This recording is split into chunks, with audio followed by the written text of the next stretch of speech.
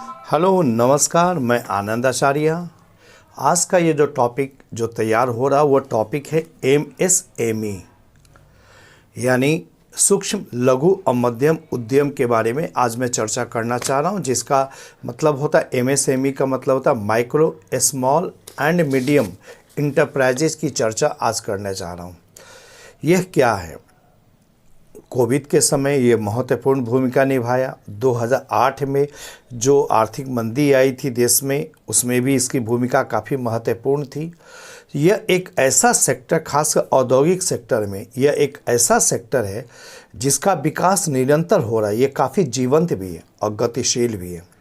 काफ़ी लोगों को रोज़गार भी दे रखा है, काफ़ी संख्या भी इसके साथ जुड़ी हुई है। और यह न केवल उपयोगिता रोजगार के दृष्टिकोण से अगर देखें तो उसके लिए महत्वपूर्ण है, बल्कि ग्रामीण क्षेत्रों में भी औद्योगिकरण को बढ़ावा देने में इसकी भूमिका काफ़ी ज़्यादा है। अगर ग्रामीण क्षेत्रों में अगर हम औद्योगिकरण कर रहे हैं तो नेचुरली वहाँ से पलायन रुक रहा है। सबसे पहली बात विशेषता यह है। और दूसरी महत्वपूर्ण विशेषता यह है कि औद्योगिकरण को फैलाव करने और साथ ही साथ क्षेत्रीय असंतुलन को कम करने में इसकी भूमिका काफ़ी महत्वपूर्ण हो जाती है। तो ये दो चीज़ें जो है इसकी उपयोगिता काफ़ी ज़्यादा हो जाती है।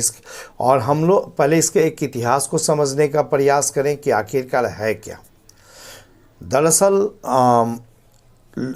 उद्योग के अंतर्गत ही आपने नाम सुना होगा बड़े उद्योग, मझोले उद्योग, लघु उद्योग, सूक्ष्म उद्योग, कुटीर उद्योग, पारिवारिक उद्योग, ये जो या ग्रामोद्योग जो चर्चा जो सुनते हैं, ये जो उद्योग जो है उसका आखिर का परिभाषा क्या है? परिभाषा को लेकर के भी काफ़ी हद तक समय इसकी जो खासकर क्राइटेरिया है बदलाव होता रहा। चलिए आज हम शुरुआत वहीं से करना चाहेंगे। सबसे पहले देखेंगे परिभाषा की अगर शुरुआत की ओर गौर करेंगे तो इसमें था कि मशीनरी और प्लांट में आपका इन्वेस्टमेंट कितना था शुरुआती दौर में। मशीनरी और प्लांट में इन्वेस्टमेंट कितना था, पहले एक चीज़। दूसरी चीज़, समय के साथ 2018 में जो परिवर्तन जो किया गया उसे परिवर्तन ये हो गया कि इसमें निवेश के साथ निवेश छोड़ दिया गया, टर्नओवर को रखा गया कि आप कितना मूल्य का टर्नओवर एक साल में आप करते हैं उसके आधार पर है। और अब जो खास करके वर्तमान जो परिभाषा जो आज ध्यान रखेंगे, वर्तमान परिभाषा दो मायने में काफ़ी महत्वपूर्ण हो चुका है। आज ये मायने हैं कि इसमें निवेश कितना है और साथ ही साथ टर्नओवर कितना। उससे पहले शुरुआती दौर में निवेश था, बाद में टर्नओवर हुआ। आज निवेश और टर्नओवर दोनों को आधार बनाया गया। दूसरी चीज़ें कि उद्योग के अंतर्गत एक सर्विस सेक्टर भी है, दूसरा मैन्युफैक्चरिंग सेक्टर भी है, यानी विनिर्माण क्षेत्र भी है। इसमें दोनों में अंतर को पाठ दिया गया। केवल अब एक ही है, केवल इंडस्ट्री। सर्विस के अंतर्गत भी वही क्राइटेरिया रखा गया है जो विनिर्माण यानी मैन्युफैक्चरिंग के अंतर्गत। तो सबसे पहले हम देखेंगे सूक्ष्म उद्योग का क्या है। तो सूक्ष्म उद्योग में प्लांट है और मशीनरी का इन्वेस्टमेंट यदि 1 करोड़ रुपये तक हो और टर्नओवर अगर उसका 5 करोड़ रुपये तक हो तो निश्चित तौर पर वो सूक्ष्म उद्योग बनेगा। टेनी इंडस्ट्री के रूप में उसकी संज्ञा दी जाएगी। 1 करोड़ तक निवेश हो और 5 करोड़ तक टर्नओवर हो। लेकिन जब जस्ट आगे बढ़े 1 करोड़ से लेकर के अगर 10 करोड़ के बीच में निवेश हो जाए और 5 करोड़ टर्नओवर से लेकर के 50 करोड़ तक का टर्नओवर हो जाए तो ये हो जाएगा लघु उद्योग यानी स्मॉल इंटरप्राइजेज, इसको हम लोग संज्ञा दे सकते हैं। वर्तमान क्राइटेरिया यही है। तीसरा चीज़ है, अगर मझोले के स्तर पर आए तो जिसका निवेश यानी इन्वेस्टमेंट 10 से 20 करोड़ के बीच में हो, 10 से 20 करोड़ के 10 से ऊपर हो, 20 से नीचे हो, और साथ ही साथ टर्नओवर, इसका जो कारोबार जो रहा टर्नओवर लगभग 50 करोड़ से लेकर के अगर 100 करोड़ के बीच में हो तो नेचुरली इसे हम लोग मझोले इंडस्ट्री की संज्ञा हम लोग देते हैं। तो ये एक महत्वपूर्ण सेक्टर यहाँ पर है। यहाँ एक चीज़ को ध्यान में रखना होगा, इसी के आधार पर हम लोग समझ सकते हैं कि यदि आप 20 करोड़ से ऊपर अगर निवेश हो और 100 करोड़ से ऊपर अगर टर्नओवर हो तो उसको हम किस रूप में देंगे, तो वो बड़े उद्योग के रूप में आ जाएगा। खैर हम चर्चा एमएस की ही कर रहे हैं तो एमएस पे ही चर्चा करेंगे। अब होता है एमएससी का जो इतिहास है, देखा जाए स्वतंत्रता प्राप्ति के पहले से भी इस पर काफ़ी ज़्यादा रोज़गार उपलब्ध कराता रहा। छोटे छोटे कुटीर उद्योग की चर्चा होती रही। और यहाँ एक लाइन थोड़ा सा लिख से हटकर चर्चा करना चाहेंगे। कई लोग कुटीर उद्योग और ग्रामोद्योग की चर्चा करना चाहेंगे। तो देखिए, कुटीर उद्योग एक तरह से पारिवारिक उद्योग के रूप में है। कहा जाता है कि इसमें मैनुअल वर्क यानी हाथ से वर्क ज़्यादा है। इससे परिवार के सदस्य ही होते हैं और यदा कदा कभी कभी आप वेतन भोगी या श्रमिक कुछ समय के लिए उसका यूज़ कर, निरंतर आप इसका यूज़ नहीं कर सकते। यह है कुटीर उद्योग। ग्रामोद्योग की चर्चा होता है कि एक ग्राम के जो उद्योग है उसका 3/4 सेक्टर पे इसी उद्योगों का अगर विस्तार हो जाए तो उसी को ही हम लोग ग्रामोद्योग की संज्ञा देते हैं। तो ये सबसे महत्वपूर्ण चीज़ें यहाँ पर देखते हैं। अब खैर चलिए, सबसे पहले अब इस मुद्दे पर चर्चा किया जाए। वो मुद्दा है आपका कि 1961 से ही चला आ रहा था ये मामला, खासकर सरकार इसको नोटिफाइड की थी। लेकिन अब जो है 2007 में ये चीज़ें कि अब हम लोग जानकारी अब रखते हैं।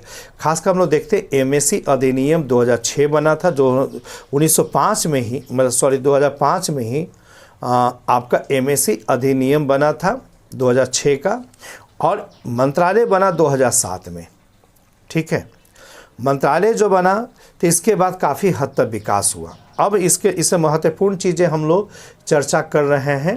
वो चर्चा है कि यह इसकी उपयोगिता क्या। तो कहा जाता है कि पलायन को रोकने और साथ ही साथ रोज़गार को पैदा करने में इसकी भूमिका तो है ही। इसके अलावा जो है औद्योगिकरण को लेकर के भी ये काफ़ी महत्वपूर्ण भूमिका निभाता रहा है। मंदी निपटान में भी इसकी भूमिका है, क्षेत्रीय असंतुलन को दूर करने में भी है। अगर हम आंकड़ों के आधार पर अगर हम चर्चा करें तो देख सकते हैं कि ये हम अब वीडियो के माध्यम से आपको बता रहे थे, इसलिए आंकड़ा को लिखने में आप लोगों को थोड़ी सी परेशानी हो सकती है, लेकिन थोड़ा सा समझने का प्रयास करेंगे कि इसमें लगभग 12 करोड़ लोग रोज़गार हैं। 45 लाख इसमें एमएसएमई है, ये मतलब इंटरप्राइजेज हैं। इसमें इसकी भूमि निर्यात में इसका योगदान लगभग 45% भी है, तो 45% भी है। और अगर जीडीपी में ग्रोथ रेट देखा जाए, मतलब जीडीपी में ग्रोथ है 8%, और ग्रोथ रेट को अगर देखा जाए तो 10% है। यानी 10% वार्षिक विकास के दर से ही आगे बढ़ रहा है। लेकिन जीडीपी में इसमें योगदान जो है 8% है। विनिर्माण जीडीपी में योगदान लगभग 6%, लेकिन सर्विस सेक्टर में इसका योगदान सबसे ज़्यादा 25% के आसपास है।